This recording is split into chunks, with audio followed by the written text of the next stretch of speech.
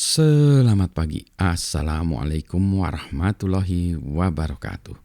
Berjumpa kembali dengan Budi Raharjo di Padepokan Budi Raharjo. Kita selalu mulai dengan ngabe dulu. Bismillah.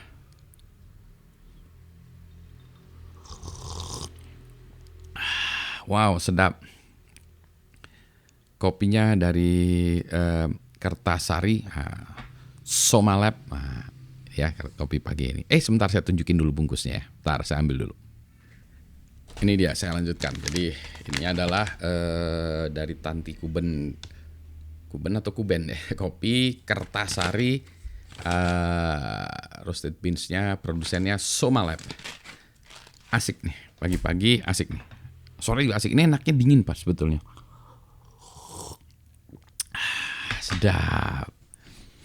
Saya akan bahas soal hilirisasi ya, kerjasama antara perguruan tinggi dengan industri.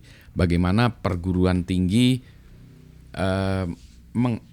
mengindustrialisasikan produk penelitiannya, atau dengan kata lain bagaimana kerjasama antara kampus dengan industri. Nah, ini kan sering dibicarakan dan banyak kegagalan. Alasannya kenapa? Tentu saja ada banyak.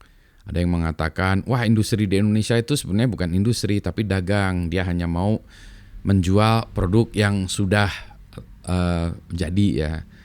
Jadi teknologi readiness-nya sudah level sekian sehingga tinggal diproduksi. Itu salah satunya. Tidak mau membiayai penelitian, ada yang kayak gitu juga. Sehingga repot bagi peneliti atau inventor atau innovator gitu ya di kampus. Satu lagi yang paling sering sebetulnya yang kalau dari kacamata saya yang paling sering ya. Yang satu tadi benar, yang ini kedua yang paling sering juga adalah peneliti, inventor atau inovator sudah membuat sesuatu gitu ya. Kemudian dia merasa dari produknya ini sudah bisa langsung dijual di pasaran. Nah, industri melihatnya, oh tidak, ini masih belum siap untuk dipasarkan. Karena kalau kita membuat suatu produk ya, katakan satu produk itu kan kita melalui fase prototipe yang namanya prototype atau prototipe ya, kita buat prototipenya masih seperti ini, ya masih ada yang salah, ada yang ini gitu ya. Jadi itu sebetulnya sudah berfungsi ya, udah fungsionalnya sudah jalan. Kita bisa jalankan, cobakan jalan. Tetapi untuk dia bisa laku sebagai produk kan adalah gitu, bukan hanya sekedar jalannya aja ya, tapi misalnya reliability-nya dia bisa andal nggak ya kita jalankan ya. Misalnya kalau kita buat suatu produk nggak jalan sebulan kan nggak mau kan sebenarnya. Ini kalau buat produk tuh jalan seumur hidup maunya gitu kan ya. Setidaknya 20 tahun gitu atau 50 tahun gitu ya, atau lama lah ya, sehingga nilai produknya pun sudah habis pada zaman itu ya, jadi kita bisa beli lagi gitu. Jadi itu masuk akal gitu ya. Jadi ada masalah itu. Terus kemudian juga ada prototipe yang berikutnya itu tadi untuk mass production. Katakanlah kita buat suatu produk ya, yang sebenarnya masih prototipe ya, produk, tetapi itu kalau di mass production itu susah. Jadi harus dikerjain oleh manual manusia gitu. Wah, harganya bisa mahal. Itulah sebabnya kalau kita membuat produk, misalnya kita buat produk hasilnya harganya 3 juta. Tiba-tiba kita lihat di Cina ada produk yang sama harganya 300.000. Jauh banget ya. 10 kali lipat satu order. Kenapa? Karena yang di Cina itu bisa di mass produk ya, bisa dicetak dalam bentuk banyak. Nah, kita belum yang kita. Nah, berarti bagaimana melakukan konversi dari prototipe tadi menjadi sesuatu yang mudah diproduksi. Ya, misalnya tadi desainnya jangan kayak gitu, kayak gini, sehingga kalau diproduksi bisa cetek, jangan satu-satu, disekrup, disolder, di apa gitu ya. Jadi ya bisa di mekanis di industrialisasi, dibuat seperti ban berjalan lah ya. Bayangannya gitu ya, bisa cepat. Itu udah ada itu juga. Ada isu lain lagi, misalnya sertifikasi. Kita buat produk, tapi kan harus melulus sebuah some kind of standard ya, sebuah standar. Misalnya SNI lah, standar dunia. Misalnya ada itu kan harus dipenuhi juga ya. Kita tidak hanya membuat produknya secara fungsional jalan, tetapi juga memenuhi standar sertifikat. Seperti itu ya, standar tertentu. Misalnya tadi, kalau makanan itu misalnya unsur tertentu tidak boleh lebih dari sekian, atau kekeringannya, kelembabannya tidak boleh sekian, kadar airnya ya kan tadi ya tidak boleh lebih dari sekian dan seterusnya. Itu ada syarat-syaratnya juga. Nah yang itu ya, untuk produk-produk seperti ini pun ya, handphone pun juga ada syaratnya juga kan ya, tidak boleh begini, tidak boleh gini, baterainya nggak boleh meledak gitu ya, dan seterusnya. Ntar ngopi dulu. Sehingga kalau kita pikirkan ya, dari sebuah prototipe sampai menjadi suatu produk itu masih ada jalan panjang. Bahkan kadang-kadang itu bisa setahun, 2 tahun, 3 tahun. Nah siapa yang bayarin? Nah biasanya industri yang turun tangan. Nah inilah ya yang aspek kedua ini yang sering jadi perdebatan. Ketika industri tadi ya dan peneliti tadi ingin membuat sebuah usaha bersama, membuat joint venture lah, VT lah, CV lah, atau apa ya, usaha bersama gitu. Nah ini ribut soal saham, kepemilikan usaha ini. Biasanya yang terjadi ya, si inventor dan industri ini masing-masing pengen, wah saya pengen besar ya. Misalnya saya mau 50-50. Nah ini biasanya nggak jalan. Karena industri melihatnya, saya harus invest lagi untuk melakukan tadi ya, dari prototipe 1 ke prototipe 2 dan lain ya, jadi mulai zero terus sampai akhirnya production gitu. Itu kan harus ada investasi lagi, masih ada R&D-nya. Mungkin bukan R&D secara fungsional tadi ya, tetapi R&D yang lain-lain tadi yang saya sebutkan itu.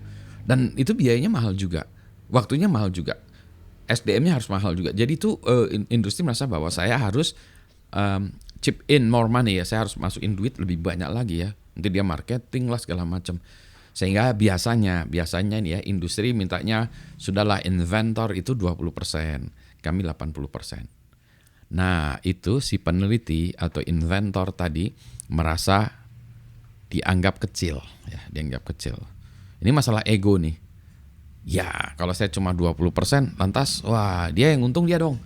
Si yang itu ya pengusaha atau itu ya pedagangnya itu. Padahal kan pedagangnya. Kalau pedagang sih memang masuk di akal ya. Kalau dia tinggal jual masuk di akal. Tapi biasanya tidak begitu ya. Jadi si industri ini dianggap mau untung terlalu besar.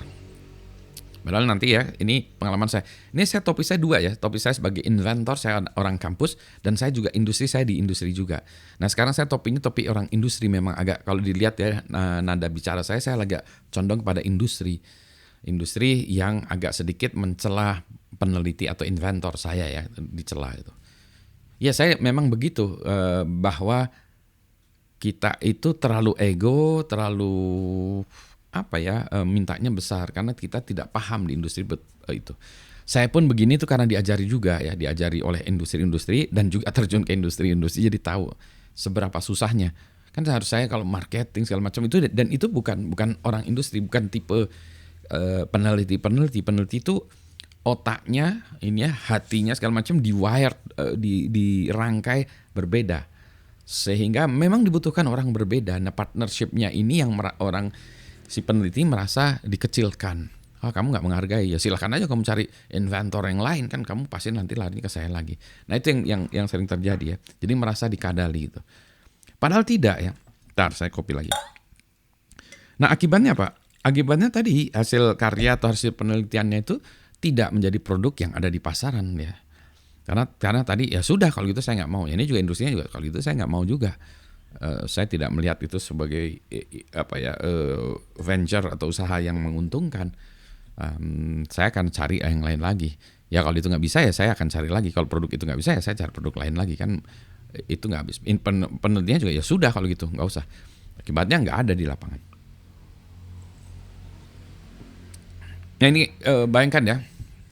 Kalau saya sebagai inventor, peneliti, penemu, saya punya saham katakanlah 50% dari usaha yang nilainya 0. Karena tidak bisa dijual. Jadi nilainya 0. 50% dari 0 adalah 0, besar. Mau 70%, mau 80%, mau 60% sama, kali 0. 0 rupiah. Tapi bayangkan, saya 20% dari suatu usaha yang harganya 1 miliar. 20% dari 1 miliar berapa ya? Ntar ngitung-ngitung dulu. Kalkulator. 200 juta ya? Benar ya kayaknya. 200 juta. Ya lumayan ya kan, 200 juta. Tapi kan penemuan saya ini saya udah ngabisin waktu banyak, saya sudah menghabiskan 900 juta untuk penemuan ini. Ya at least saya dapat recover 200 juta. Untuk yang itu kan ya, untuk yang itu saya 200 juta. Dan sekali batch, misalnya ternyata produknya ini dijual lagi-lagi ya, nilai perusahaannya naik bukan 1 miliaran lagi, menjadi 50 miliar. 20% dari 50 miliar, not so bad at all gitu ya. Belum lagi itu nanti ada gabungan chemistry-nya sudah terjadi ya dengan ini. Industriawan juga sebetulnya tidak ingin mengadali peneliti ini karena dia juga hidupnya dari hasil penelitian ini. Dia juga tahu saya gimana menjagai peneliti-peneliti saya ini supaya tidak miskin, tidak susah, sehingga ada kreasi-kreasi baru lagi yang bisa diproduksi lagi ya, dijual lagi. Kayak bersama lah kira-kira begitu. Nah ini yang semangat untuk kebersamaan ini yang sering tidak terjadi. Adanya semangat kecurigaan. Adakah industri yang nakal? Oh ada juga. Mungkin bahkan banyak mungkin ya. Saya nggak tahu ya statistiknya, tidak punya statistiknya. Tapi yang pasti ada. Yang ngadali peneliti ada. Ada cerita-cerita ini juga. Tapi adakah industriawan atau pengusaha yang baik terhadap peneliti? Oh ada juga. Saya mengalami ya. Ada investor saya itu kebanyakan orang-orang yang baik-baik ya, institusi itu yang baik ya. Jadi mereka invest in the future of our company together ya, bersama-sama gitu. Jadi itulah salah satu dua tadi penyebab bahwa hilirisasi itu tidak terjadi karena adanya ego dari kedua belah pihak. Terutama khususnya dalam ini saya agak condong kepada ego dari peneliti, penemu, inventor. Mohon maaf kalau ada yang merasa tersinggung, tapi ini kan harus dibicarakan ya. Kita tidak boleh diam-diam, tidak ada solusi. Let's address the elephant in the room gitu ya. Jadi masalah ini kita bicarakan, tidak kita tutup-tutupi ya. Semoga ada dengan adanya ini timbul pencerahan sehingga inventor bilang oke, kalau gitu saya berani membuka diri daripada penelitian saya nggak jadi apa-apa, jadikan sesuatu. Industri juga dapat melihat kacamatanya inventor tuh kayak gitu, point of view-nya begitu, sehingga saya lebih menjaga lagi ya kesejahteraan para peneliti saya juga, dan juga menjaga egonya juga ya. Ini kan juga namanya ini ya, kerjasama, terjadinya chemistry, susah gitu.